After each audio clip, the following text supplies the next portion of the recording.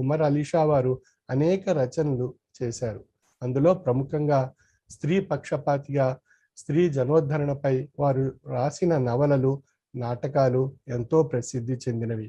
శాంత, కళ, మణిమాల, పద్మావతి, అనసూయ వంటి గ్రంథాల్లో సమాజంలో మహిళలు ఎదుర్కొంటున్న సమస్యలను వివరిస్తూ వాటి పరిష్కార మార్గానికి పాలకులకు నిర్వహించవలసినటువంటి విధి విధానాల గురించి గుర్తు చేసేవారు.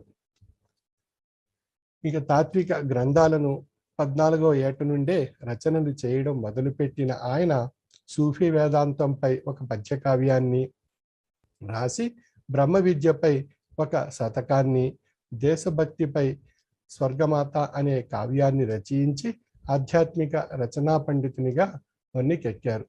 ఉమర్ ఖయాం అనే తాత్విక చింతనాపరుని సమాజమంతా ఒక విలాస పురుషునిగా చిత్రీకరించిన నేపథ్యంలో పారసీక గ్రంథాన్ని నేరుగా తెలుగులో అనువదించి ఆ ఉమర్ ఖయాంను 700 పద్యాల ద్వారా ఒక తత్వవేత్తగా వర్ణించి సమాజంలో ఉన్న ఒక సంశయాన్ని పటాపంచలు గావించారు.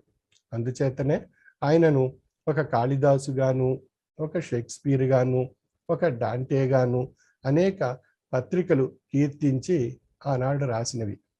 ఆయన రాసిన పై గ్రంథాలు ఇప్పటికీ ముద్రణకు నోచుకునుచున్నవి అంటే అవి సమకాలీన సమాజానికి ఎప్పటికీ పనికి వచ్చే గ్రంథాలుగా వర్ణించవచ్చు. వారి పేరున 1946వ సంవత్సరంలో స్థాపించిన ఉమర్ అలీ షా గ్రంథమండలి నేటికి 75 సంవత్సరాలుగా సాహిత్య సేవలు సమాజానికి అందచేయుచున్నది.